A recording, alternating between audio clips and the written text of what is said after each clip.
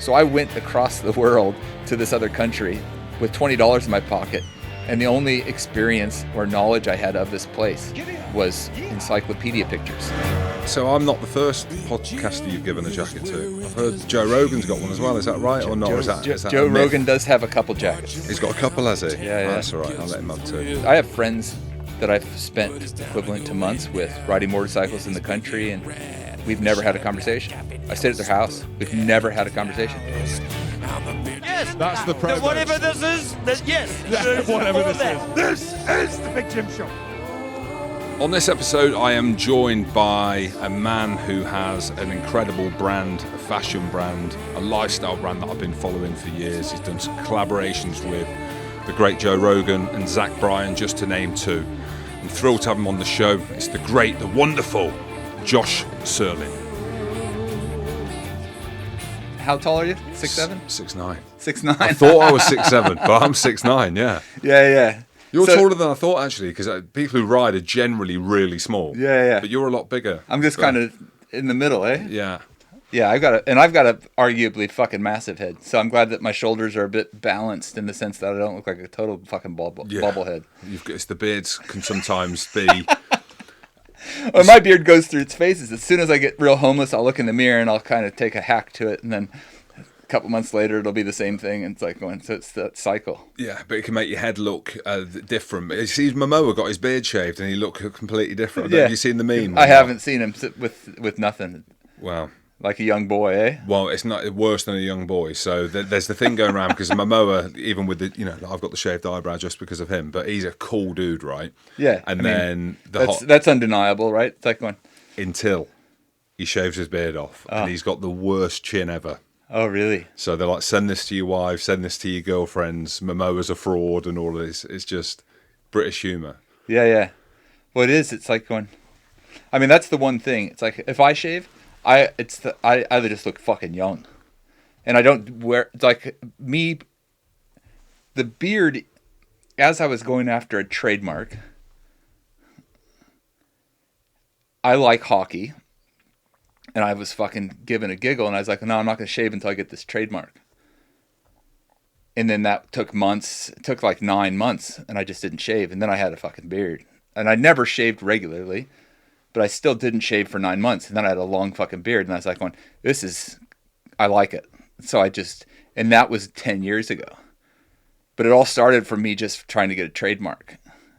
And it was the Black Bear brand trademark. Oh, okay. Yeah, there you go. We're straight in. Well, Josh, mate, you do the intro then, because a lot of people will be like, you've got this cool American dude in the studio, and maybe you can just do the formalities to my listeners. Yeah. So I have a clothing company. But it's more like a brand, I guess. But I resurrected now it's about 110-year-old label or brand that was based out of Seattle, where I'm based out of. And that went defunct and died, let's just say the 60s. It's kind of, they just shuttered the doors and went dormant. And then now 11 years ago, I went after this dead and dormant trademark and then started that brand from scratch. But based it off of, because I was learning how to do everything that now I do, and I'm still learning every fucking day. But when I ended up designing and having my methodology, partially because it's fun, partially because I probably I don't know how to do it any other way. I just seeked making something I really wanted. And that's just been it from the very beginning. So I make what I want, and I make it for me.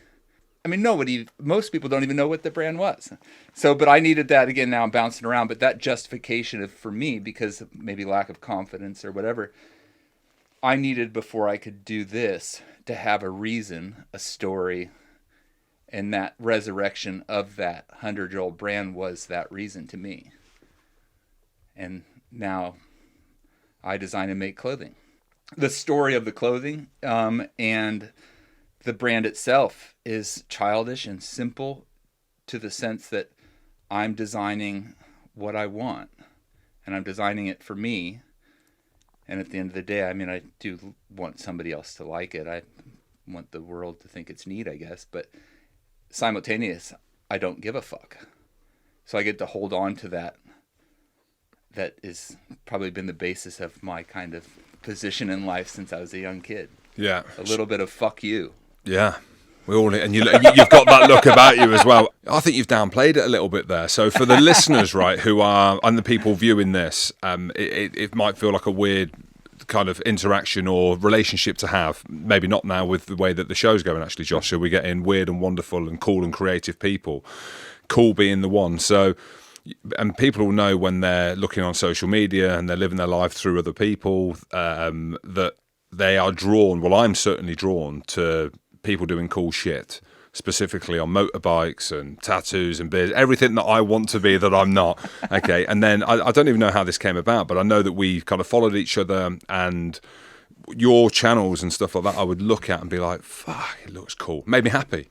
Do you know what I mean? Yeah, but I know what goes into creating content, and I know the kind of mental toll that can have. And I've just come back from Colorado, right? And someone in the studio said to me, oh, wow, it looks like you had an amazing time. I said, don't go based on social media. That's 5%. What you've seen there is a New York filter edit. There's a country music song overlaid, and that isn't the true life. But I think with your stuff, just to carry on a little bit more, is like, one, I would love to do what you're doing. My dream would be, I know that you started quite late in that, so there's, you know, I'm at that point now with when you started. I'm 42, so 2 years past 40 when you started. But my dream would be to have a podcast, but would be to have like a really cool brand. Like, what does that mean to me?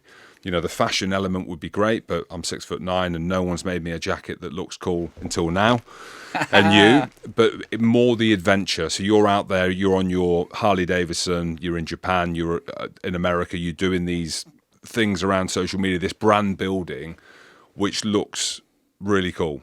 So that's why we are here. So to give it a little bit more. And you also sent me a jacket to Colorado, and I'm buzzing because it smells like leather and history and quality as well.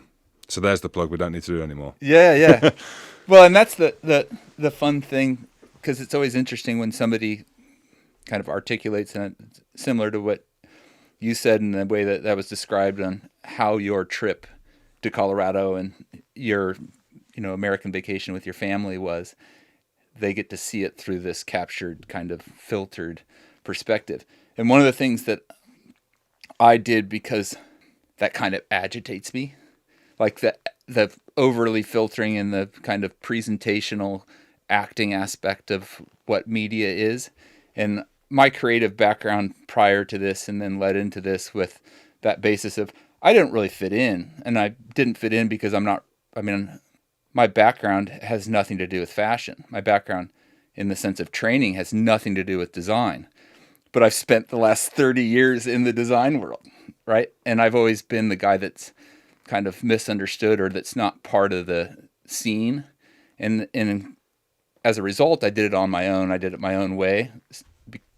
And I've done that in any aspect of life prior to that. But with like social media, I saw such a fun opportunity. It's like when I didn't have money for models, I thought paying people to wear my clothes was fucking stupid, silly. I didn't like it. I didn't like the way it looked.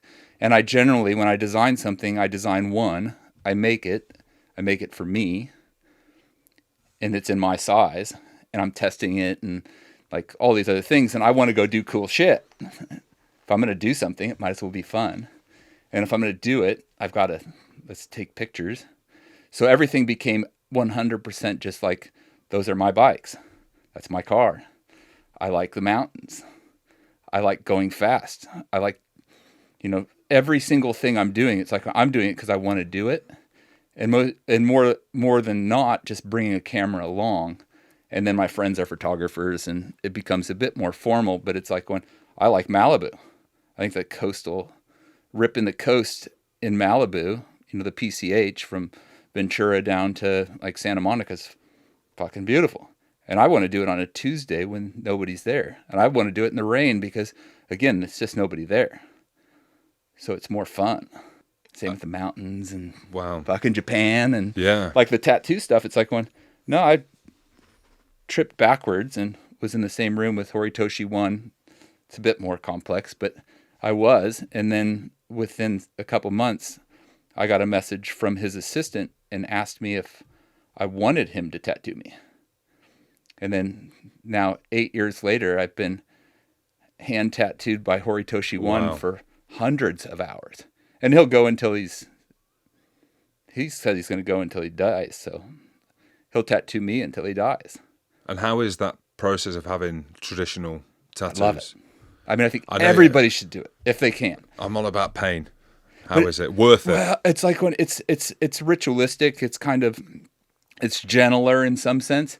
The sound will probably mess with people a bit more because it's a poke and then a pull. Like a scraping? Yeah. Okay. So it's like a poke pull, and it's like they're dipping. It's metal stick now, so it's a metal stick with needles on the end of it, and it's a poke and drag or poke and pull out. Oh, yeah. But it's like when I've fallen asleep like during it, but I'm tattooed everywhere. But it's like, but some of it's like, I think you should do it. I mean, if you're in Japan, I've got a couple different tattoo artists that are friends of mine that are from Horitoshi 1 down to his apprentices. Yeah. I'd love to Tell try me. something like that. My pain threshold is poor, though, believe it or not. Even though I've broke many bones and these things that getting tattooed, You'll be fine. I will be fine. You'll I will be. You'll I'm enjoy doing it. I mean, look at you're tattooed already. It's like when you'll probably enjoy it more. I enjoy it much more than the machine. Well, it's the spirituality of having it done traditionally. And think. I find it less painful. Maybe it's a result of that, right? Everything that's around it. They're really cool. Have you seen these, the new way, the way that life is now, where they put people to sleep and they get the full body tattoo? Have you seen it? No, I would turn that off. I twofold, yeah, but it's twofold on this, right? Again, my algorithm on social media, because I love tattoos as well. Yeah. So these people are going in and they're going under general anesthetic and they're getting like full suits and they look incredible. And they've got 4 or 5 tattoo artists doing their jamming legs. on them at once. Yeah, and you can see when they're asleep under anaesthetic, but their body's like shaking because of the pain, even though they're asleep. But they look phenomenal. But there's 2 parts to that. One is the traditional way, or there's a story behind going to Japan and getting it done. And the other part is that you want it to look really fucking good and you want it done quickly. And that's that way. But it doesn't have the same, there's no conversation to be had. You just get your kit off. Well, I mean, in a we're swimming only pool. as interesting as our experiences. And that experience, besides the kind of, hey, I was a kind of part of this kind of weak, shitty way of getting a tattoo. But also, it's like I've been tattooed so many days in a row within like my end of COVID. It was still highly restricted, but I have a small business in Japan now, at Black Bear Brand Japan, business license and all the normal things that require. And I sponsored myself, so I pulled myself into Japan through my own sponsorship when it was still locked down partially, and I was getting tattooed. It was my favorite time I've ever been in Japan because everyone is kind of shuttered. There's no tourism. I was in shrines and in like these most amazing places by myself. It was awesome. I was riding motorcycles through the mountains and all these things with my friends, and it's like when just everyone, similar to at least the US, was like so many people, submitted, dropped a knee, walked inside, and prayed for it to end. I was the opposite. I was like, this is fucking awesome. I did everything that I ever wanted to do, and I just got to do it with less people around me. Yeah, a lot of people have said that. So coming back from Colorado, a load of people moved to Colorado during the pandemic. And they said if you're into the outdoors, cycling and skiing, then it was a dream come true. Because the great outdoors, with no one around, because there's so much space there. I was like, I get it. I get it anyway. I love Colorado. Yeah. I love Beautiful. So the where were you mountains. Again in Colorado? Aspen. My mate's got a place in Aspen. I don't know why I say it like Aspen's that. great though. It is cool, It's- But Hunter S. Thompson, Yes, Aspen, yeah. X Games for many decades now. I think the Winter X Games have been in Aspen longer than anything. Yeah. Super fun. Yeah, but the Hunter S. Thompson specifically, on him, there's an art shop in the centre of Aspen where they've got Johnny Depp art. I know they were good mates. Johnny Depp artwork, and they've got a Hunter S. Thompson original piece. So I went in there with the kids. I'm like, don't touch anything, just in case it's Johnny Depp stuff. And they were like, oh, we got Hunter S. Thompson here, and they had it was an original.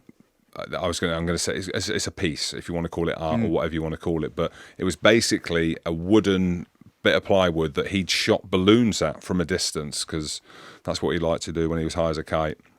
And there was a drawing that had been either kind of him put on there or an artist put on there, and he'd signed it. I said, okay, that'd be cool. That'd be cool to take back to Edinburgh. Like, what we're thinking, £1,000, dollars, $1.5 million. They wanted. I was like, kids, don't touch. Let's get out of here. Can I take a picture? No, you can't. But yeah, it's the money and the wealth there. That's just one aspect of it. Yeah, So it certainly does, right? Don't be turned off by that. But for the listeners, but Colorado, the irony in this as well, Josh, is like, one, we could have done it in America if I stayed and you were coming back. But 2 days ago, I saw a black bear. So I posted. I might have posted it on social media. Yeah, I did. Yeah, I posted it on social media. I saw a black bear, and it was a sign. I was like, well, I'm about to interview Josh, Black Bear brand. And naturally, people at home, especially, I'm from a place called Coventry, which is the Midlands, Middle England. There's not a huge amount there. Industry back in the day, it was bombed during the war. So there's a bit of history, but out with that, all they see is pigeons, and they might see the odd fox. So for me, from Coventry, to post a bear walking the streets or in the garden of where I was, everyone's like, well, is it dangerous with the kids? And I was like, actually, black bears, they're not the dangerous ones, are they? It's the grizzly bears. Yeah. Grizzlies are really fucking dangerous. Yeah, but again, for me, watching a black bear, and the one I posted was in the garden, but there was one walking literally down the street. Yeah. It's just the most surreal. Fascinating, eh? Yeah, an incredible creature. Yeah. An animal. Why black bear? Why? So originally, the Black family, or his name's George Black, it was like 1902 or something. His family, the Blacks, had a lot of different businesses in Seattle at the very beginning of Seattle, because Seattle is a very young. Well, the West Coast itself is very young, right? So George Black started Black Bear brand, started Black Manufacturing. They had one of the largest manufacturing facilities for menswear on the West Coast in the early 1900s. And they were doing everything from overalls to coveralls to wax canvas to dress shirts to corduroys, jobbers, like you name it. All these things were being produced at a very high level, overcoats and lots of wools, I guess. So were produced in Seattle and distributed through what was then, direct to small shops, right? And then that's what eventually continued to grow and support Sears even to some level. And that's what they just shuttered. Again, like I said, in I think it was the 60s. Yeah. I just saw it, and I knew of the brand. I have a collection of old stuff that I like all that shit. So I had a collection of it, and that brand, when I was kind of in one of my transfer stages of kind of boredom, and I'm pretty destructively kind of chaotic in my kind of transition when I'm kind of wanting things to be different. So that was the stage I'm in, and it's happened numerous times in my life, but that stage, and I was sitting there, I was like going, I wanted to do fashion, and I was kind of determined to do it, and I found this label, and through my trademark, because I have some experience in trademark and intellectual property law because of my background prior to that with doing creative work for Mastercraft Boat Company, Nike, Oakley, Action Sport Company related stuff. So that introduced me to it and had me get at least slightly aware of how to not get fucked. And within that, through that lawyer friend that I had, I went after this mark. And that's when I, again, stopped shaving. You have to keep it. And now it's like I can't not. It's like now it's just, it's funny because I have a real sharp jaw. Like, I don't look like a lady or nothing. Oh, yeah. Yeah. But I look fucking young. It's like when I would drop like 20 years in the way I look without a beard. It'd be hilarious. That's part of it. So I'm not the first podcaster you've given a jacket to. I've heard Joe Rogan's got one as well. Is that right or not? Is that Joe Rogan does have a couple jackets. He's got a couple, has he? Yeah. Oh, that's all right. I'll let him have two. I'll have one. Yeah. How was that received? You just send that to him? No, so that it's the exact. So at the beginning of COVID, too, since the beginning of COVID, Jonathan Ward is a famous car builder in the U.S. Before I guess, car building and customizations, even at the level it is today. But Jonathan Ward and I became friends because the backstory is my first time reaching out to Jonathan Ward is I just sent him a message and I said, hey, I got a 66 Lincoln and I got a Defender 90. I go, here's the deal. Here's the idea. I go, I'll give you them both and you keep one and I get one back.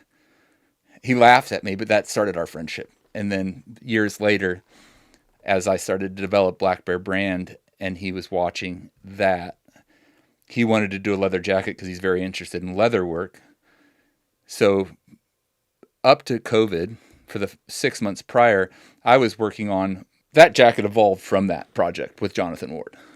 So what happened was COVID came. Jonathan Ward and I are finalized this jacket. I'm going to go down. We're going to film us together. And then I was like going, okay, I'm coming down. I didn't yet have anything to haul bikes with. And I was like going, I want to ride down. And I was like, not really possible with all the shit I got to bring. So I rented a pickup truck because all I have is like a Lincoln and a Defender 90. So I rented a pickup truck, threw my 48 Panhead in the back, and then drove down, like just bulleted down to Los Angeles. And it's 19-hour drive. I'm crossing into Northern California / Southern Oregon, and I get some messages on Instagram. I look down because it's already fucking 8 hours into the drive. I'm looking down because I can't keep my attention on the fucking road. And it's Joe Rogan. And he's like going, hey man, I'm interested in this jacket. And he shows me the Indigo N1 horsehide jacket that I designed in a lobby during the first part of COVID when COVID was starting and I was in Tokyo still. And I designed it in the lobby with this jacket maker, and that was the start. And then I made one, and I was riding like the tunnel in downtown Seattle with this N1 Indigo horsehide jacket. And Joe Rogan saw all the videos, and he's like, messaged me, and he says, I really want this. And I didn't have it for sale yet. So I said, well, it's hard to explain. Here's my number. Call me. And 2 minutes later, called me. So then we're on the phone for 30 minutes talking about Defender 90s and motorcycles and tattoos, and we never talked about the jacket. But at the end of it, he's like, I gotta go. Will you come to the studio? Text me when you get into LA. So then 2 days later, I was in a studio, and I had him wear the jacket similar to the one you're wearing because I was wearing it, and that's how I sized him up. And then a month later, I got him the jacket that's like yours, but in the natural color. And then 2 weeks later, he got his N1 jacket from Japan.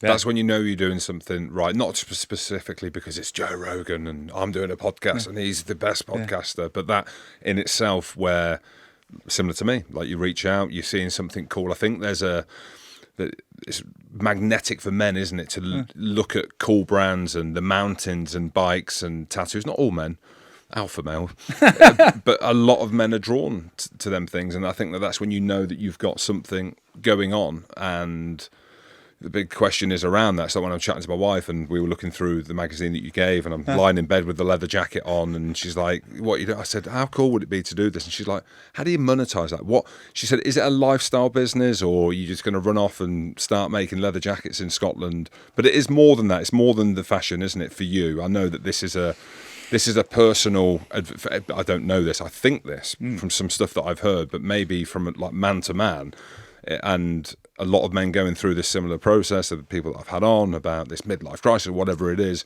looking for more and searching for more. But it feels like it might be like a personal adventure of purpose for you.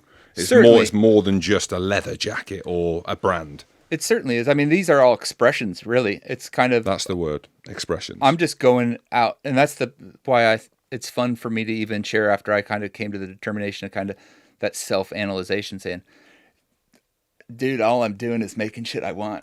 And I go, and then I'm going, and I'm just trying to one-up myself and make myself feel. And that's a lot of it. It's like when I come from a background of, doing things when looking back with a bit more groundedness or a little bit more... Let's say my head's a bit on straighter, fucking partially maybe, that it's like when I'm seeking to feel. I do most things to get to feel, right? And the older we get and the more things we've gone through or whatever, it's like when we either push away trying to feel, or we find that it's really what makes us the most happy and feel the most alive. And that's same with my bikes. It's like when I do them because they make me feel good. Right? I ride a bike that's not comfortable. Like it's 80 years old, has a chance of breaking. And then I ride it in the rain or the snow across passes and across the states. And it's like my tank only lasts for 40 miles. I spend more time filling up my gas tank. And same thing goes to the tattoos. It's like I wouldn't want it done any other way. Like I wouldn't want to not have the memory if that memory is only for me, of me, having this relationship and traveling to Japan. And I know so vividly the walk I always stay at the same hotel now in Tokyo, but my walk from the Ikebukuro station to his parlor, it's like it's like I could do it backwards, but I like it. It's not a sexy part or a cool part of anything. It's like I fucking love it though. It's like when there's something ritualistic or something that's with me for life now of my time with Horitoshi 1, which, in speaking to a number of young people, the more this all keeps on going with me, it's like best advice I've ever felt that is worth giving to somebody is like go and do as many interesting things that you find interesting. And then eventually those things will make you an interesting person. And nothing's more valuable than you being interesting, starting with yourself. Like if you think and you feel interesting, you're pretty much on a winning fucking adventure. You're on a winning path. Yeah, and I think with that, when my wife's asking me, like, what are you thinking? Because we've said it before about a coffee brand or this brand or that. And she knows that I can't do that because I've got 4 children, which is, I'm not going to say a block, it's a blessing. So it's another B. But in order to get to live that, and I get adventure through, like we travel, and as difficult as it is with 4 kids, and you see the best of it on social media, it is hard. But and what's the age group, just so I can get... the twins are 7. Yep. They're the youngest. My lad's 14 and my daughter's 12 going on 21. So she doesn't have a phone. So we've got dynamics issues, she doesn't have a phone. She can't communicate. You've got that. It's full on. Yeah. Right? Yeah. In the best way. Yeah. Well, I'm not a parent, so I can't. It is. We're in it. It's a lot harder now, and it's a lot harder parenting than I ever thought. And people say, parents. And my mate actually said to me, a lad that I played with, he was like, it's the best thing you'll do, but it'll be the hardest thing. And I thought the initial bit was hard when I'm a professional athlete and they're babies and they're crying. This period now, of the kind of pre-teens and like multiple children and like little things, like if one's feeling a bit off like a human being does, right, then that kind of affects everyone because you can't do what you want to do. So there's a real selflessness that you need to be a good parent, really. So when we're talking about my desires to do what I want to do, like this is hard in itself, doing a podcast and traveling to London and always being on my mind about growing not just a podcast, a brand as well. Sure. And then you're on social media having to post so there's a lot that goes into this as well. And me and my wife had many conversations about it, aside from building a brand. But this is building a brand. That's what I would guess I was even going to allude to. It's like when you're doing it, right? And it's like when just developing a brand, which is the podcast. And then what is neat about, the position in the past and that success you've had in the past as being an athlete is like when you, in essence, started out as a brand, right? Because of that kind of past.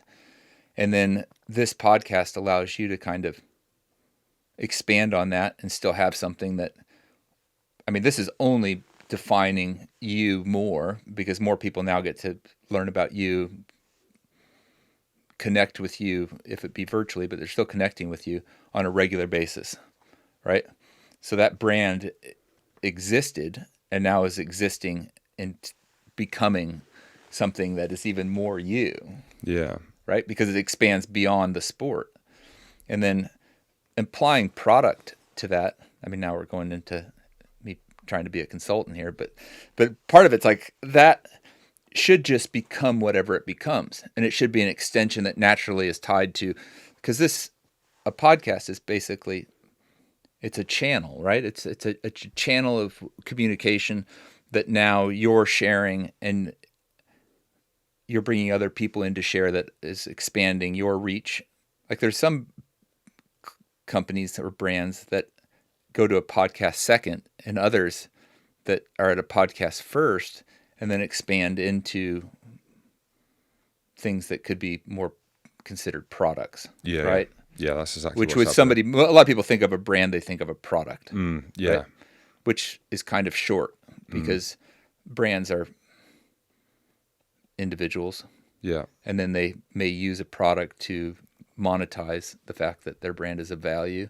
And same with this. It's like, well, they could start out with a podcast and then they figure out they love X as a product and it matches kind of them and their life. Because like mine just matches my life because it's basically my life. It's me sharing my life with people and I'm sharing it through this product that allows somebody, if they want to be a part of it, they could get a touch of that. If that's why they're interested, it could be just sheer product, but it could be beyond that. And then they can kind of join that adventure by having a product, a piece of that. Yeah. I think you're already fucking there, dude. I am, I would say 50% of the way there because there's so much more that I want to do, but I won't. And I won't say I can't because if I said to my wife, look, I need to go and do this. And it's hard because as an athlete, I've had my time in the sun effectively. And it is this second life that you need to build after being an athlete at the age of 34, 35. But then you find yourself, luckily with 4 healthy, beautiful children, and you need to give them the time. If it was me and it was solely me, I'd be on the road to the US, I'd be in Japan interviewing interesting people, I'd be all over the world, I'd take 2 camera guys, I'd have the creativity, to go out, but I'm kind of, people might not see it, and you know, it's no slight on Spotify, but you're limited because this is the studio in London. Josh, you hit, right, good, right, okay, I need to get across here, you know, I'll get back to you know that I this. came from Edinburgh this morning too? Were you in Edinburgh? Yeah. Well, there you go. Well, to be fair, I've not been in Edinburgh. I literally landed from the States yesterday. Yeah, but, I know. That's the funny thing is, like, I just flew there on the whim because I got invited to jump over there. So I jumped on a plane and stayed at my friend's hotel. And that's cool. Yeah. Well, Edinburgh's amazing. We'll get on to your views on that. But I think as a creative, you are limited sometimes with this. And part of this podcast that I'm doing is me trying to find what I'm interested in, you know, and the next part of my life. And you mentioned it there. Experiences help shape that and be able to form that and be able to sit and have a conversation. Like, I've spent time in Japan. Like, we could talk about Japan.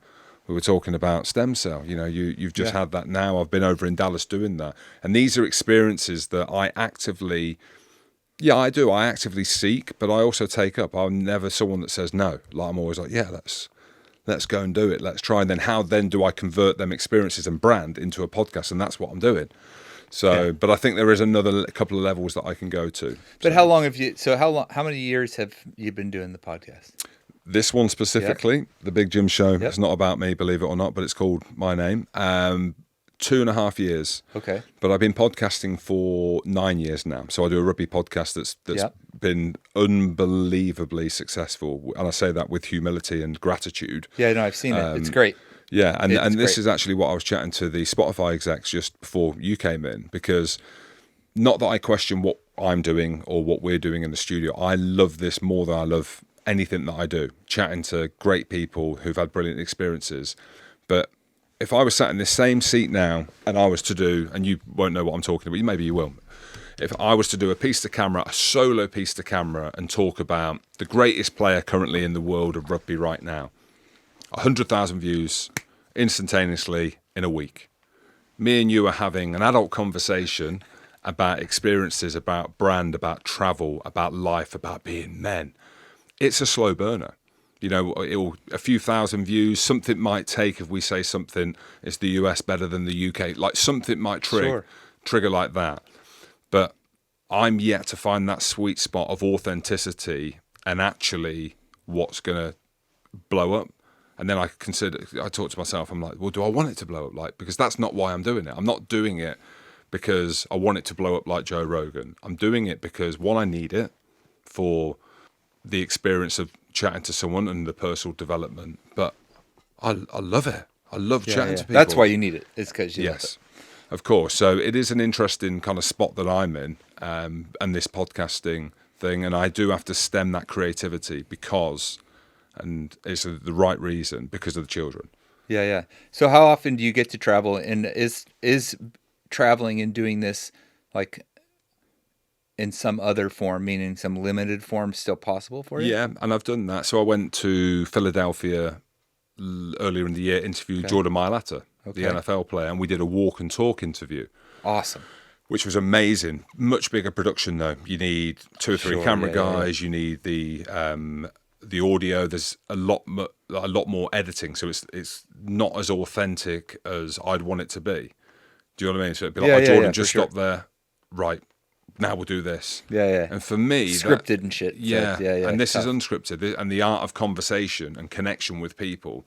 And then I had the ability to do it virtually. I was chatting to the former VP of the Hells Angels, George Christie. I don't know if I know the name. Yeah. So, and I was going to go over there and do it. He said, "Oh, can we do it? I'm not very well. Can we do it virtually?" I'm like, I could, but the whole idea of talking to someone who's lived a life like him would be in studio. So I'm having to pause and wait on that. And you're right though. Like you two sitting across from each other, there is no back and forth virtually that can match a back and forth in person. Just isn't. Like your facial expressions and kind of the physical mannerisms that you'd probably see in him, because he has, again, the past he has, which is fucking wild, right? Crazy. Yeah, wild. Yeah. And it would be, the presence of those individuals.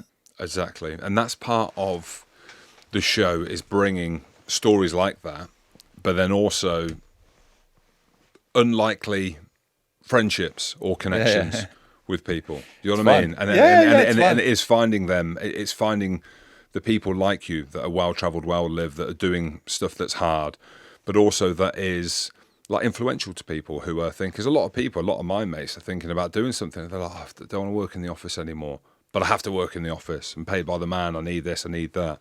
But taking inspiration, I suppose, from that. And that's where, the social media thing, you have to be careful with that. Like we were saying, like post stuff on there in Colorado, people are like, wow. I'll be like, fuck, that genuinely, that's 5%. The 95% has been managing kids' behaviours and homework and emotions and, spending too much time with the wife. But I think people, that many people are going to grasp that that's just a peak.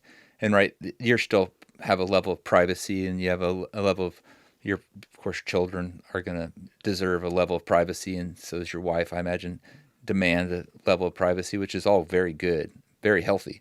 That they're not going to assume that. I think the thoughtful people that are thinking are going to have natural intuition that this is a presentation to some extent, right? Because no one needs to see what people eat for dinner, right? It's just not interesting. That fad it still exists, I guess, but it should have never existed. That fad should have, it's fucking awful. Yeah, but it flew. it had a life of its own, and it really really had a standing, but it was like going, I just never had the thought that anyone cared. I was like going, no one should care, so I'm not going to present this, because no matter how wonderful my dinner, it's really only for me. Yeah. The only one that should care is the one eating it. But it is hard in this world if you are personally the brand and you're trying to build a brand and a social media following and all of these things, because you have to post constantly, like you do, to keep the algorithm going. And then it's like, okay, well, I've now posted a link to the interview, so YouTube, so therefore the algorithm goes down. So then you need to do more personable stuff. So if I post something of me doing a bench press, it gets like 60, 70,000 like people look at just random things that I'm like, that's well, wild. maybe I need to do more, but then I don't want to do that, So it is trying to find that sweet spot, and it's great as content creators, if you want to call us that, and that you can have complete control and autonomy about what you're doing, and that's where the authenticity of doing a podcast specifically, and how I'm drawn to someone like you in your industry, is because as much as it might be the glorified part of your life, it still is your life. Like you're still having to create that and do them things. Well, that's why people are interested. Like the reason people are going to be interested in your life, and even that weightlifting thing. It's like, no, you've got.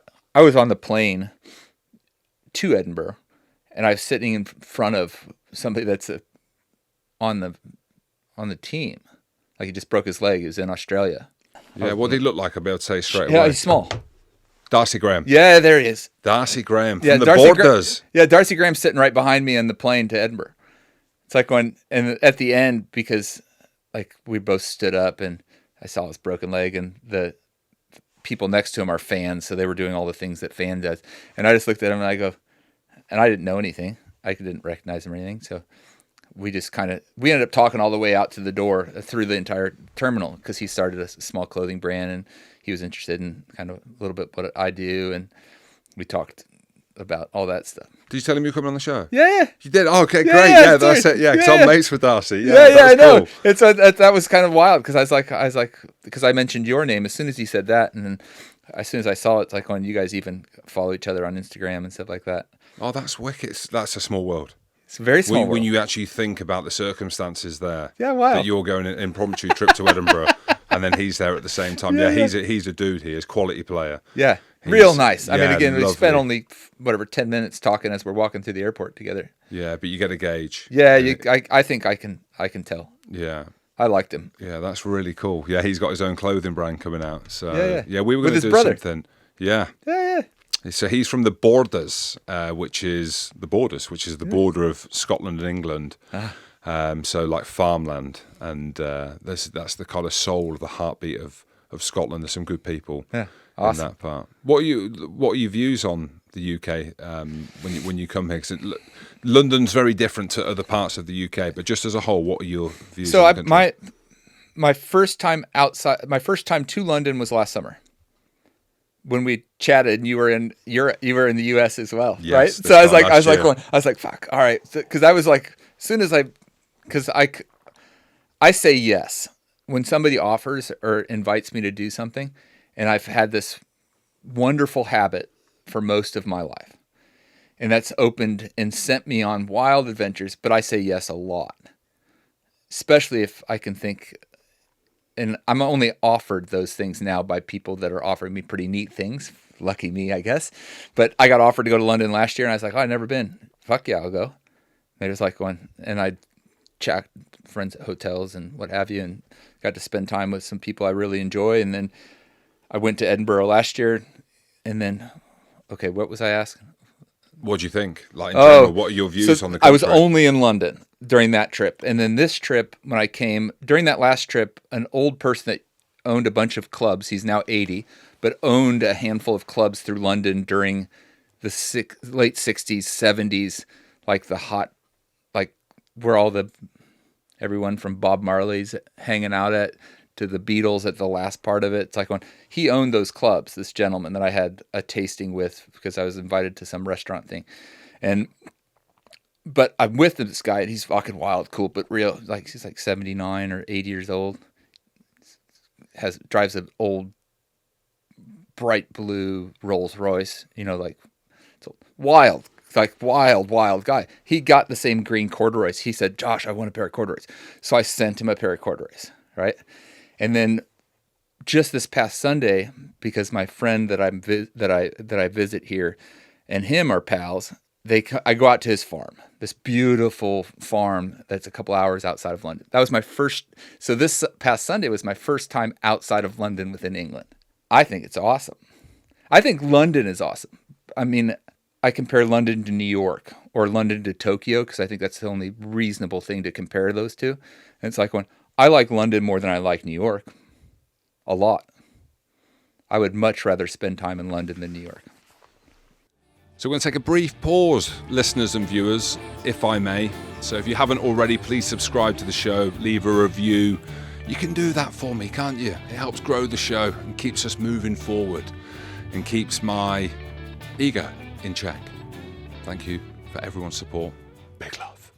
It's really interesting hearing a different perspective from people, because I think you can be suppressed in the place that you're in and with the news and stuff like that and how bad London is. I think I tweeted it before, like London's not falling, but there's issues in London with knife crime and phones being stolen, and then all your algorithm on social media just feeds you that same negativity and the news, and then being out of it and being in America. I go to other countries, not just America as well. Yeah. And you say, oh, you're from the UK, and specifically Edinburgh, and they talk about Edinburgh and they think that Scotland and Ireland are the same thing. But sometimes it does take people to say, I love the country, because... It's great. Yeah. I mean, I think London is... I mean, I love Edinburgh. That's like... I like the weather. I love the old architecture. I think it's so great. I like Scotland. And my experience in Scotland is also very limited. And my experience in London, it's like I'm not going to any of the worst places, I'm sure, but I don't think London is near as dangerous as the stupid social media or media kind of shares London as. I mean, it's got shit like every city, but again, between LA, Chicago, New York, Seattle, Portland, like, it's not worse. It's just not worse. It's better than New York. It's better than LA. It's got a whole lot less shit going on it. Seattle's small, so it's not a good comparison. And Tokyo's not a good comparison because Tokyo's fucking clean. Clean. And it's like but I have a very clear love towards Japan. So it's like it's like talking about your best friend when you start talking about Japan. You talk shit about Japan, I'll protect Japan like it's my brother. I love Japan. Yeah, I love Japan. I didn't think it would be a place. I'm a quarter Asian. I'm a quarter Chinese, believe it or not. No shit. I won't tell you which part. It's a comedy joke. But yeah, so I love that part of the world. Sorry, let me rephrase that. I like that part of the world. So I go to Hong Kong every year. And I've been over there a lot. But Japan never really appealed to me. Really? Because I like that part of the world. Then I went to Japan. And I fell in love with the place. Yeah. I came back to my wife. Where did you spend in Japan? So I went to Tokyo. Okay. I went to a place called Nagoya. Okay. I went to Kobe. I went to I did a few interviews when I was out there. So it was quite rushed, but I love Japan. Yeah. Bought a car there. I bought a Toyota Land Cruiser. So my mate, who's an All Black, one of the greatest players ever, he buys and sells cars. He doesn't need to, he's a multi, but he does because he loves cars, and he sends them to New Zealand. Awesome. I was like, man, how do I get one of them? So I bought a 2004 Toyota Land Cruiser, got it sent back. It took a while to get via India and all the stuff that you needed doing. But one thing, again, that I'm drawn to is craft and nice things. And going to Japan, aside from the food, which was absolutely incredible, and the people, but the kind of detail and the time and the craft that they put into coffee is a perfect example. Yeah. You go there and you get a coffee and it's amazing, right? The way that they make it, the time, the taste of everything. And you're watching how they care about everything that they do. And I went and looked at this car, Toyota Land Cruiser, cheap as any. I mean, it cost you a fortune. Well, hopefully it's an investment. That's what I told the wife. And it was immaculate. And you could see the craft and how it had been looked after, how it had been cleaned, and the level of detail. And I came back and said to my wife, I purposely didn't venture out to the mountains. I said, we need to go back and do these things. It was immaculately clean. It felt incredibly safe. And the funny thing incredibly safe. Yeah, I couldn't speak a word of the language. Literally. I still can't. And I'm there twice a year, every year for 9 years now. So, and I still can't speak 10 words. And I interact as a business person there. So do you do the translate? Do you have the thing? No. I just get real awkward. And it's some of the parts I probably love, so I continue to do it that way. But it's like, oh no, I've got I've got so many awkward moments in Japan. And it's like going and kind of where you're frustrated and then you just end up laughing at yourself because I can't, get across what I'm trying to get across. I go ride motorcycles with my friends every time, and I ride for 2 days, and I do it in one specific island for those 2 days, and that's in Kyushu. So it's like Oita is the main, like Oita, Beppu. It's like not big in the sense of where people from America or Europe go to. And I've gone days with no one speaks English that I'm with. One of my friends now is pretty good. He does graphics for me. He works with me on a weekly basis with graphics, and he's from Oita. But no one speaks. I have friends that I've spent equivalent to months with riding motorcycles in the country, and we've never had a conversation. I stayed at their house. We've never had a conversation. But that's cool in itself. But why? How never spoke. Why would you go to Japan and try and build a business there then, out of interest? One of the things that has been part of what I've always done and what I always want to do is anytime I want something, I want it to be the best. And if I want to make something, I'm kind of on that adventure to create what I want, but to create it the best I can. And that, in the same reasons you described, I can do that in many cases in Japan, where I can do it better there than I can do it anywhere else. And I have always had an interest in travel, an interest in adventure, an interest in this kind of romanticism that I think people like or that I have because of the samurai, of all these things from a little boy I've had this romantic impression or interest in Japan, kung fu, all these things, right? So when I started to go there, my first time to Japan was actually after at the very beginning of Black Bear brand, when no one knew who I was, and no one knew the brand besides collectors, and I wasn't doing a replica brand, so it was I was using this and creating it in my own way from scratch. But a person that runs one of the larger men's magazines in Japan knew who I was or found out what I was doing, and he sent a photographer and a writer to my house from Japan, and they did a 5-page article in their men's magazine about me. And then I was doing like small, through Instagram only, I made small friendships, and they were like doing a collaboration with a silversmith, and this was all within the first 2 years at Black Bear brand. And then I wanted to go to Japan, and one of my friends, God bless him, he's like, "You've never been to Japan?" He's like, "We bought you a plane ticket to Japan." So I got a plane ticket to Japan, and I called people, and I said, "Hey, I'm coming to Japan." And they're like, "Oh, come to the magazine thing." It's like 2 guys on the Instagram. It's like, "You need to come to Oita and ride motorcycles with us." And I was like, "Okay." "You need to come to this fashion." "Okay." So I just said yes to everything, and that sent me bouncing around Japan. Like, everything could have gone equally as bad as you could ever imagine, but nothing went bad. And I was like, but that's happened since I was young, and I was flying to the Micronesian islands with nothing more than $20 in my pocket. Well, travel is a great way, isn't it, to learn life skills, and that's one thing that I have. I'm not well read, and I'd love to. I've had people in here that are well read, and I'm really jealous about how they can hold conversation and the words, and how they can contextualize things, and that's through reading and how they've absorbed information from a very young age. And I can't do that, and sometimes I feel embarrassed by that.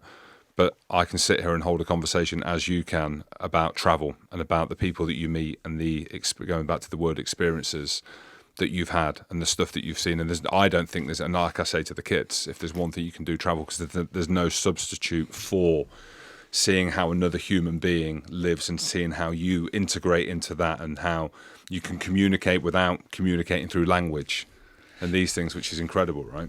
Well, and that's like you in the position and with, fueled by your interest. It's like having your children see you travel, right? The older they get, and then having them accompanying them, because they're undoubtedly going to look to you as this example of what a man is, right? It's wonderful. That's the power and the responsibility that you have. But within that, it's like you following your dream and you doing those things with always being considerate to being father first. That's all good. But but find your way to do both, right? Like, don't not. Like, I think your kids will gain so much by watching you do those things and then tagging along on an occasion, right? It's like nothing will beat it. Yeah, you have to do what you want to do, and my wife knows that, and I've said to her many times, I'm like, you need to go and do we'll make it work. Like, whatever you want to do, you have to. You cannot live a life where if you're thinking about something constantly and about doing something, and obviously cost and all of these things in consideration for me or consideration for her or the kids come into it. But I said, if there's anything, you go and do it. But money can be worked out. That's like, I've done most everything I've done, despite what it may look like, because that's why social media is such a silly thing sometimes. It's like, I never had money. It's like but I don't care. I go, even when I was younger, it's like two people, me being one and somebody else being, it's like if we both wanted the same thing, our navigation and route to get that would be completely different. I would look at it and just, I want that. I want that watch. So then I was figuring out how to get the watch. They were figuring out how to get the money to buy the watch. Yeah. Like, I just skipped a bunch of steps. Yeah. Like, when I wanted to travel, it's like when I found a way for me to travel. And I didn't have any money, but I still traveled more than everybody that had money. But they were spending their time earning money to go travel. I was finding ways in which I could get to travel that included paying for my traveling. Yeah. Right. And then I was like, then you look back and you're like, oh no, I've traveled more than all these people that have a lot more money. And that's what we say to the children. And that's why we take them. Like, we went to Austin, Texas earlier in the year, and just you talking about that, it was really cool to watch my son buy a piece of artwork off the street. He bought a 2-pack thing. I think 2-pack's he's flicking the bird, so it's a bit weird for my 14-year-old son to have it up on the wall.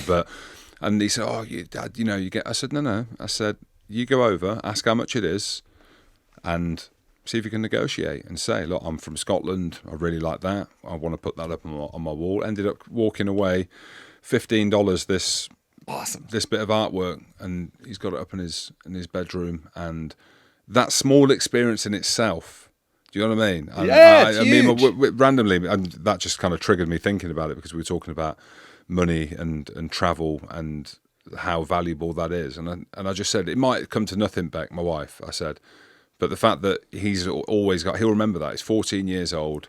We're on Congress Street in Austin, Texas, and he's bought his first piece of artwork, which is his money that he's earned, and he's negotiated a price for it. Yeah. Life experience, as Matthew McConaughey say. But it's impactful. Green light.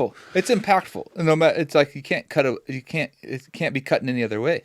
Like, that's impactful. Yeah. Right?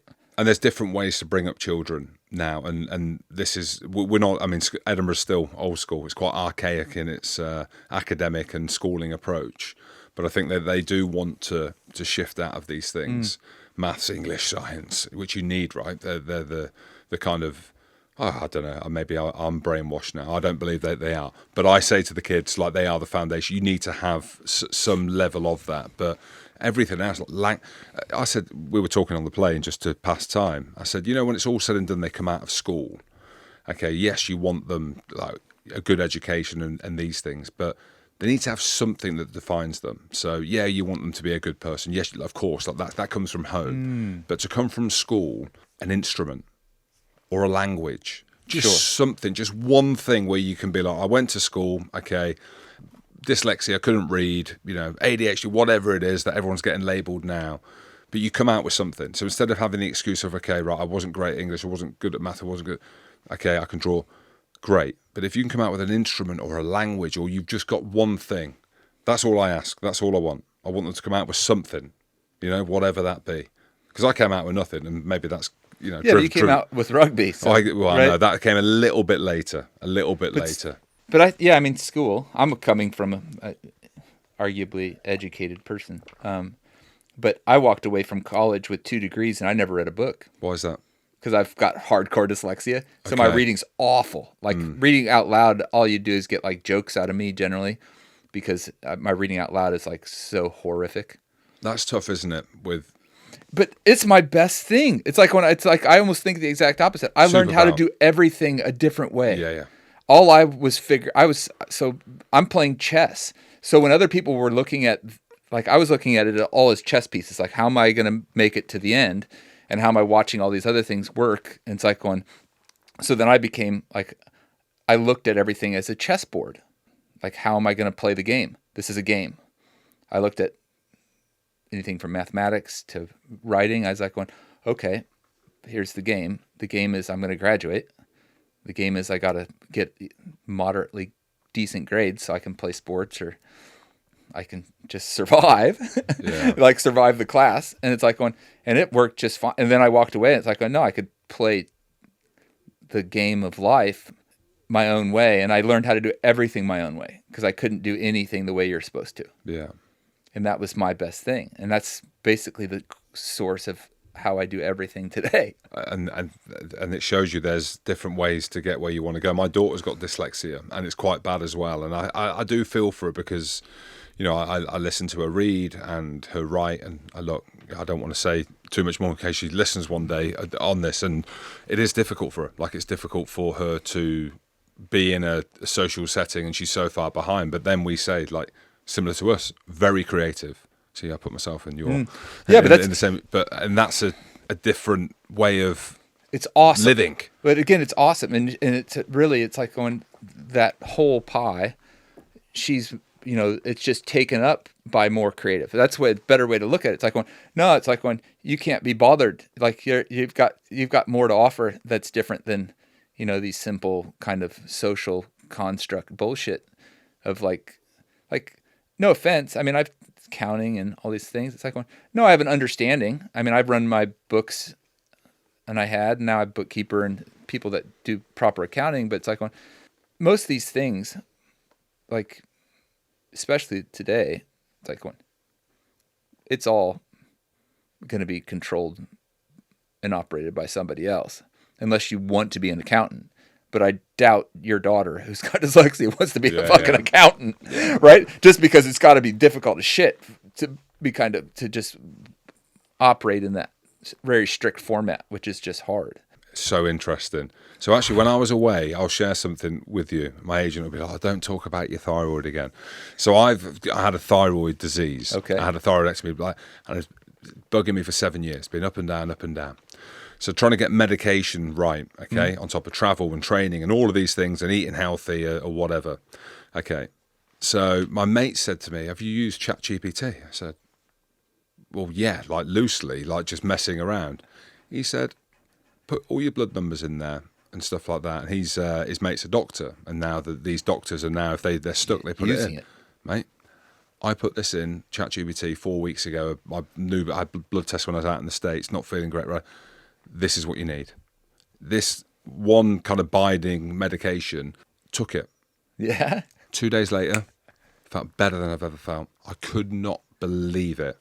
And that was AI. And that's what we're talking about with the kids now, with like how there's, with the accountants and like this is taking over. It's crazy. That tool there, and I've always been against a little bit of kind of being on your phone loads and this kind of new technology, and AI is always listening. Well, I tell you what, it got me up the mountain in Aspen in record time because I took the medication and I'm back, baby.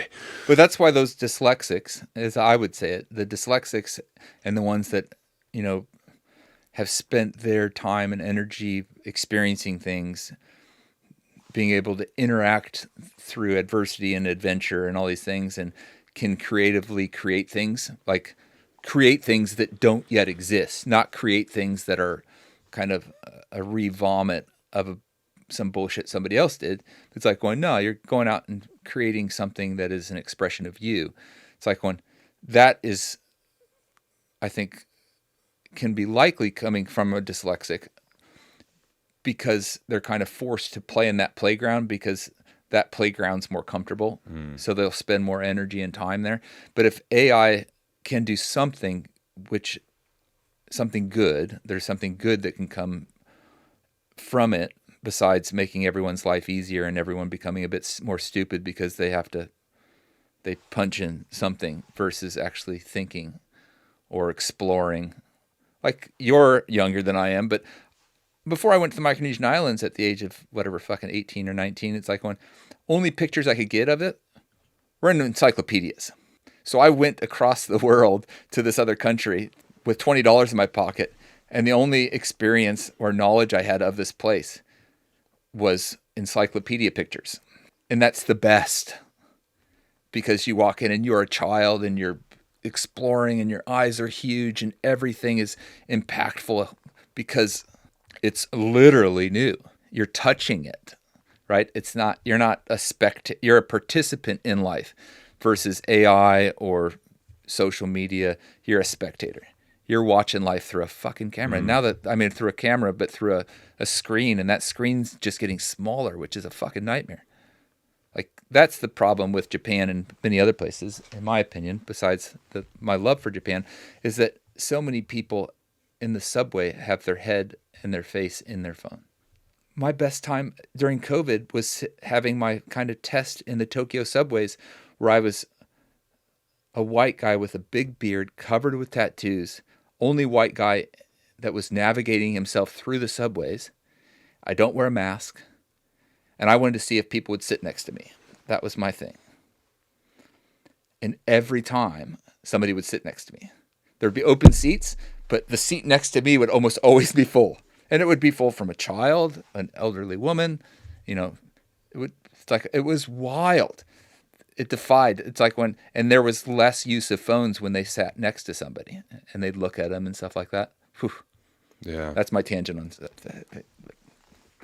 I think phones are bad. Oh, 100%. Yeah. Anyone I've had in. I had Aldo Kane in here. Aldo Kane was an ex-Royal Marine sniper, and we were talking about, obviously just naturally as parents, just talking about the death of social interaction because of phones. And like you know, I use it way too much, but I use it a lot less than I could. And there's no better feeling than like being in Colorado and leaving your phone at home and walking up a mountain with no one around and knowing that you are as vulnerable as you've ever been because you can't contact anyone to say there's a bear chasing me, someone come and get me down, or my thyroid's blown up again, Beck, I'm ill, you need to come and get me. There's actually a real rawness and a real feeling of being alive, like in their moments. Yeah. You know, when you actually don't have it. And it is hard, isn't it? Because I'm going to see Oasis at the weekend, and it's going to be amazing, right? I don't know if you like Oasis. But they're playing. It's like I think that the brothers are.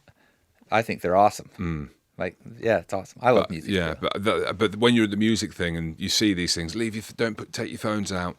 And I remember we were going to watch the Rolling Stones, and I was said, right, I'm going to live in this moment because I'm seeing the Rolling Stones. It's never going to happen again. But I had to get my phone. I was like, I have to show my mates. I've got. And I took my phone out. I'm like, what am I doing? Like, I shouldn't be doing that. But I went to a famous party as well, and we went to see on New Year's, and you weren't allowed phones. And they have a headline act come on. No one knows who it is, so you're always guessing. But a couple of years ago, and it was Queen, so Brian May, and they had Adam Lambert, and we weren't allowed to film it, and it was amazing. You know, the fact that we didn't, and me and my wife have got it just in our, and we're telling people, it's like, and you can't show, but it's actually, there's a real romance in just being yours. And sometimes we do need to be forced to it. Forced into it, and that the club's like, I mean, I went to similar to that, the Dave Chappelle, Joe Rogan, when they were playing during COVID, after I was lucky enough to be Joe's guest there, and I rode my bike across the country to it, like in the middle of January, just for shits and giggles. And I was like, well, I brought somebody with me so they could have gas, because I was going through Utah and 7 degrees, and I was like, going gas, and I was like, we'll take pictures. I need to do this. And that's the first time that I saw that phone thing that we did it. And it's like and I remember it being so good because you weren't doing what we all would do. And that's pick it up and say, this is so cool. And then now you're documenting it. But imagine an audience full of people, doing that, which we all would. I would too. I'm not for sure I would. Yeah. I'm just glad that I was forced not to. There's always a part of humans, isn't there, that want to show off. That's the world that you're in. It's the world that I'm in. It's like, look at me. Look how good I look. Look at the guest that I've got. Like, look, and it's like the experience alone isn't enough, and it should be. But in those moments where they've taken it away from you and they took it away from me, it's like no, I'm sitting at a table by myself, this huge 6-top by myself. Every other table's packed. But they all had to buy a table because it was COVID and all these things. And the people that sat next to me are like Ron White when he wasn't like on stage. I just look across and it's Ron White. That's like, cool. How you doing? I'm good, man. Can I just get my phone out and just video to show that? No one's going to believe this shit. Yeah. I was like going, fuck, dude. Then you just let it go. And it's like I'm just giggling because I got Dave Chappelle's like pal sitting next to me for a moment. And you're just like, this is fucking unreal. Yeah, I'm so much better at doing it now, of putting it away and being in the moment. But if I was surrounded by Dave Chappelle and these people, there'd have to be a part where can I? But I went to the mothership there. And I know we're going big on Rogan or whatever, and I didn't know. I thought it was going to be all what you've seen on social media and not as good and underwhelming. It was absolutely incredible. I went by myself. Awesome. Brian Callen was the headline guy there, and I've never been to the mothership. Haven't you? Yeah, but you've seen obviously Chappelle. It's the same group that was when I was there. It was pre-mothership, but I go to Austin now. But yeah, so when you were there, you went by yourself, which I think is great. Loved it, right? Because then it's like you're really kind of in this vulnerable. You're not dedicating any of your kind of time or mind to anybody you're with, because we automatically do, right? But you're really just sitting there soaking up and looking at everything. Like, I travel the world on my own almost exclusively. Like, I don't travel with anybody, and I haven't ever. And I love it because of that vulnerability.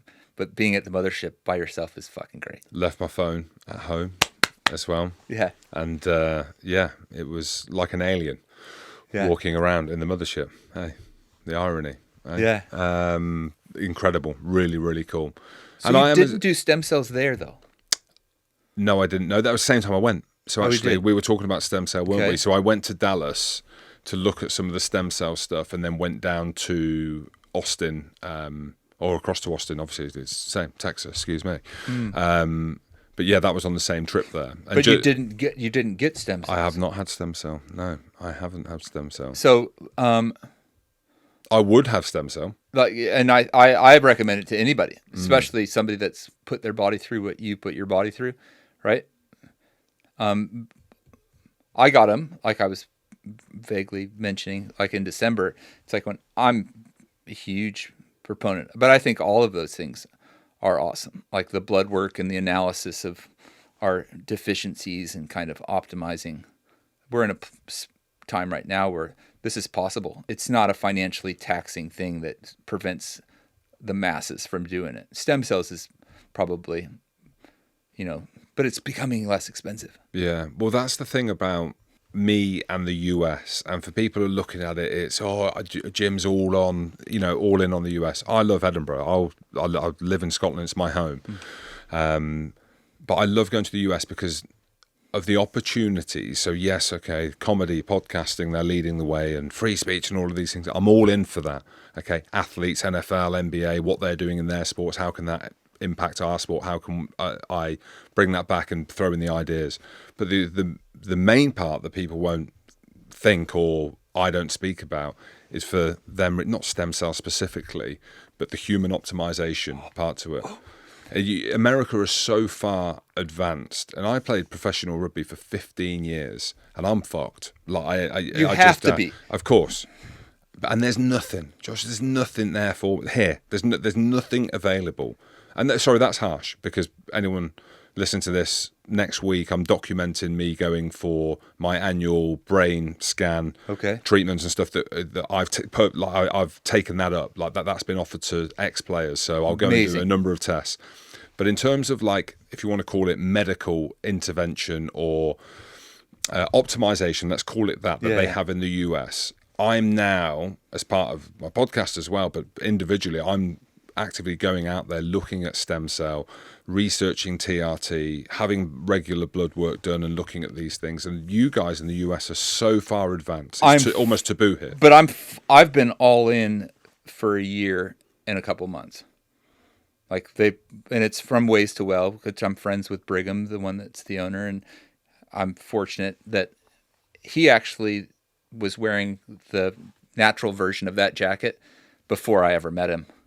Like, he was a customer, and then we connected, and then I was in Austin for a project, and they did my blood work, and that was a year ago this past June. And from that, and I've always been interested in athletics. I've always been extremely interested in health and feeling well, and I've been sober for 11 years. So it's like when that, and accompanied my interest in being as a high performer as I can, mentally, physically, whatever, just to be happy. But it went on kind of the route, or from that June where they started to pull my blood and optimize from your hormones down to all my vitamins to my protein intake, and like then it goes into the stem cells, and like I was in an ice bath an hour before I came in here, because they now have one. My friend has the Milestone Hotel, and they put an ice bath in there 2 months ago or a month ago. So I use an ice bath every day when I'm in London, which is great. I love it. Yeah, of course. A lot of people think it's a fad. I mean, it's not. I think people. I mean, it's different for you compared to a normal person, because you're traveling, you're on a bike. So stuff that you do is not normal, and then you add on to that the stuff that I do or did was completely abnormal. You weren't meant to do that, and it's all. I go back to this kind of taboo thing. Not ice baths and saunas. That's now. I've been doing them for years, and they make a huge difference. but this next level up, right? So the ice bath and the saunas, it's a daily routine if you have that opportunity, which I do at home. I've got that, and on the road it's more difficult. But this next level up, and I'll tell you now, so when I went to Dallas and I started speaking loosely about stem cell, the amount of messages I got from my mates and ex-players who are desperately trying to find something because either their hormones are out of whack or brain fog, or they're worried about dementia from the sport that we've played and given our body and brain to. And Josh, there's nothing, okay? I'm doing these tests and stuff like that, and they're cognitive tests. So you go in there, you've got to read back a story that was told, and you've got to kind of go through these. I don't want to say it's superficial because I know a lot of money and a lot of studies gone into this, but really you need, and I'll get a brain scan as well. You get a yearly MRI scan. But if there's an issue, right? If there's an issue, it's not as if, oh, here's the solution, or by the way, you need to be taking stem cell, for example, which is a perfect example, which again, I know we're not qualified to talk about, but you've had it, I've looked into it loosely. Then why are we as a sport, but also in this country, really not progressing a subject and an intervention which has seen unbelievable results? Because one of our best players, actually, you mentioned the British and Irish Lions, you were sat on the plane with Darcy Graham. One of the best players, a guy called Tom Curry, had a hip surgery. And we know that the UFC fighters and the NFL players, NBA players, are all getting stem cell and having incredible effects. It was a career-ending injury for him. He gets stem cell, back playing, best player, one of the best players on tour. That's where, when I asked you about the UK, I'm like, okay, what do you think of London? Did your phone get stolen? No, I'm talking more generally. It feels like we're behind the times on a lot of these things. Well, I think there's no place right now other than in Austin. I think can be, in my opinion, kind of the place where so much of it is kind of headquartered, right? Is out of Austin right now. Yeah. It's like and it's exciting. I mean, that's where, like, when I was there during my first meeting, it's like, oh no, a pitcher from the New York Yankees is after me, right? And then Aaron Rodgers when he's being filmed, he's at Waste Well. Like, it's this circle of things that, I've become more and more aware of, like, what's around me, even amongst these things that I had a genuine personal interest in. And then you see, like, I can feel the effect just getting my hormones in whack. And I have how'd you get them in whack? Sorry, just so I don't you go anything. TRT and you go boron, and it's like but I do it every 3 months, and we're in this, like, adventure. Like, it's like my objective is to be at the highest performing level as I can be. I mean, I'm 51. I'm not young. I've crashed motorcycles. I've crashed skydiving. I've got, I've dropped cliffs, hundreds of times on snowboards and skis. It's like when my body, it's like even 16 years old, I was tearing rotator cuffs and getting concussions. I'm on at least 20 concussions. I've got friends that, with less concussions that decided to give it quits, literally. Right? So it's like and you're in a sport, it's like that's why I love watching that sport, because it's like it's fucking mean. Yeah. Like, you guys hit full on, and there's nothing between your head and whatever it's hitting. It's fucking wild. And even the jarring of it, you don't even have to hit your head, and you can joggle your head to a point where that brain's getting smacked around, and it can be it's like but that's another thing, the ways to well, and I'm not pitching, I'm not doing a sales pitch right now. It's like what they did and what they did testing wise for Aaron Rodgers was a lot of some of those things based around, I don't know the equipment. I've not yet done it. I'd like to do it next time I'm there, but they do some cognitive. Yeah. Yeah. You might testing. say it differently in the US, but cognitive. Yeah. We testing. That is based around, because it's going to be a huge problem. I mean, we've got people like me that were never at the elite level that still lived a very rattling life, like rattling our brains and concussion wise. But then there's people like you that, like, it would be unrealistic to assume you could put a number on the possible concussions you've had, right? Exactly. Right? Yeah. Because it's at a number it's beyond It's every day. Yeah. And that's the thing with this. So you're watching it on socials. It's great that you've contextualized it in a completely different way as an outsider, as an American looking in. And yeah, we are sleepwalking into the unknown in our sport, and there's nothing there. And that's why when I go to the US, I get my bloods done. I said, ChatGPT went to the US and said to the doctor there, this is what it's saying, not feeling great. But also at this stage of life, right? So I'm 42, you're 51, and you look in great shape for 51, but you're not an outlier with that. When you look at the stuff that I look at in America, I look at listeners, I listen to loads of stuff, right? So it's not just America, but specifically America. You look at Huberman and all of his crew and stuff like that. And if it's TRT or if it's stem cell, whatever it is, they look incredible. They feel incredible. They tell you, if they're being honest about it, and you hope that they are. Whereas I've got mates who are like just just fucked, or I'm doing this, I'm doing that, and whether or not it's because of the food that we've eaten, or in my world because we did a contact sport for 15 years, playing 10 times the amount of games that we should have, and it's trying to find that next step. Okay, let's go and problem solve. I feel shit, low energy, brain fog, some lads feel like depressed, anxiety, never had. Is it because there's no longer a purpose, or is it systemic because testosterone levels have dropped because you played a professional sport and you've taken 55 fucking concussions? You know what I mean? So therefore there's actually an issue there, and that's why I love going to the US, because it feels like the opportunities in that space are endless to explore and to meet people and speak to people, and actually they're very receptive to let's they go love and do it though. It's like, and it's the same echo chamber. If you put yourself in the echo chamber of, let's just call it, optimization. It's like going, that's why, and that's how those echo chambers can be fucking unbelievable, right? You can now be introduced to a wild amount of resources, a wild amount of information, right? And some absolutely amazing people like Andrew Huberman, who I've been fortunate enough to chat with numerous times, and he wears my clothes. He loves the t-shirts. That's his favorite thing. But it's like, I'm fascinated with him, right? He's wildly intelligent. He's extremely thoughtful, right? And delivers it to the normal human. Oh, he does it with a way in which I could only dream I could do a fraction of it when I speak to people. Like he is meant to do exactly what he's doing, in my opinion. Like he is doing what he should be doing. Yeah. Right? Because you're watching him and it's like, oh no, it's amazing.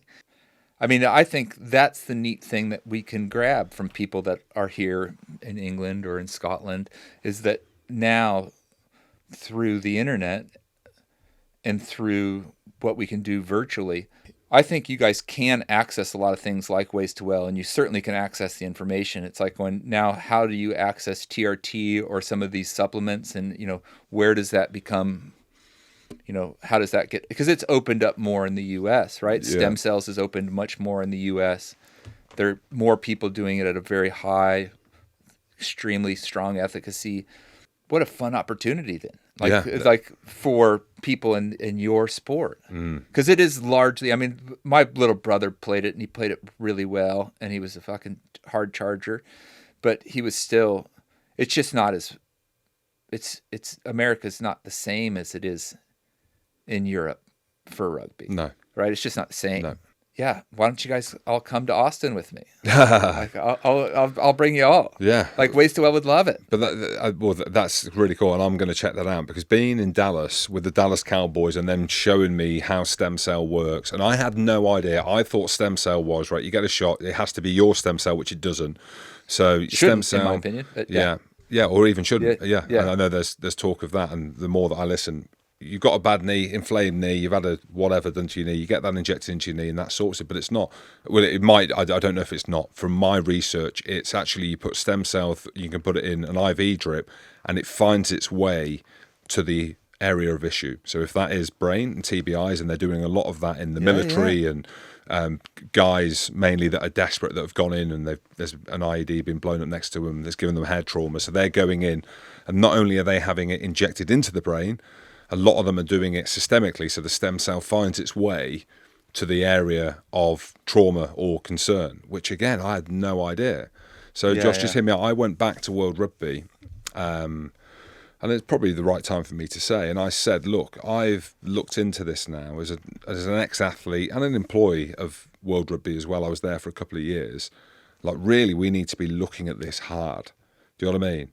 Not only for knees and hips, like Tom Curry's gone over there, or shoulders or inflammation, but for the brain, because something's coming. Whether but or not they need you as an advocate. Yeah, it's like that's how it's going to happen, though. Right. It's like when that's amazing that you're doing it, but it's like when they didn't want to go near it. Unfortunately, this is me calling them out. That was even the case with some of the, let's say, professional sports in the U.S. where but they're all doing it. Right. So a lot of those, let's say, professional sports that one would hope the team or the organization itself would embrace it and start to bring it in-house.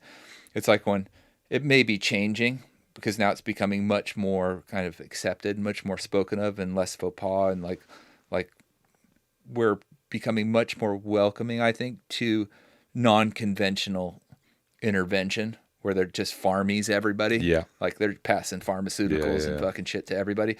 And now you've got enough people saying, fuck that noise. I want more, right? I don't want to not feel the pain and just continue to damage the shit more and more. Yeah. I go, let's fix it, right? And then now it's a great conversation, or it's great that there's more of a conversation on the trauma, like the head trauma that each one of you athletes, takes on. Right.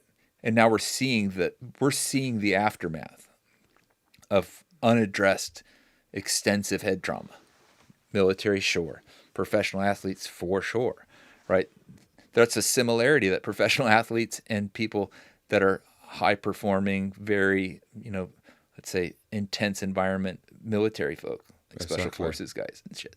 And that's why these conversations, and wherever they lead and wherever they go, might be heard far and wide, and hopefully they are. But having more rugby guys at least know that there's resources that they can access 100%. Individually, right? That they don't need their team to do it. Because the baseball guys that I knew and the pro football players I knew, they were doing it outside the conventional, of course, Mexico team system. And now you don't even have to. It's like it's less expensive now. For one fact, is like when you don't have to pull those and have them tumbled and go through a tremendous process of your own stem cells.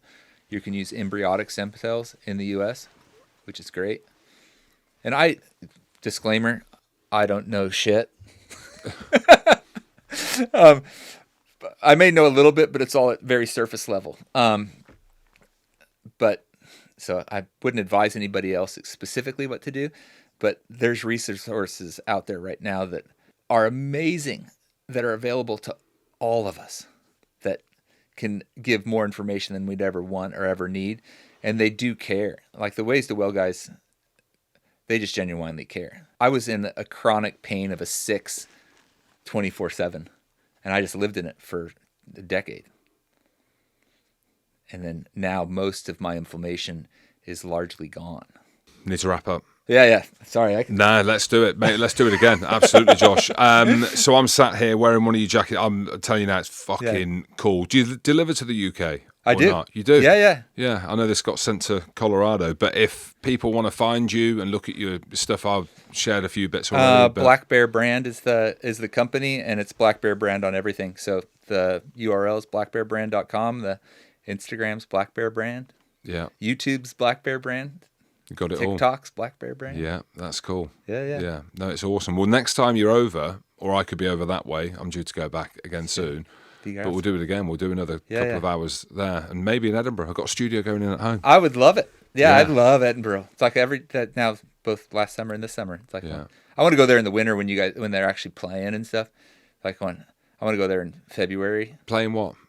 Like that's when isn't there actually matches? Oh, you want to come to a game? Yeah, I didn't know whether you wanted about playing the bagpipes in the winter or whatever. Yeah, you can whenever you want. Yeah, but February is like... Yeah, so there's games in November that are like, you get the All Blacks and the Australias and South Africas. And then you get the historic, it's called the Six Nations, which is the Northern Hemisphere teams as well. So any of them...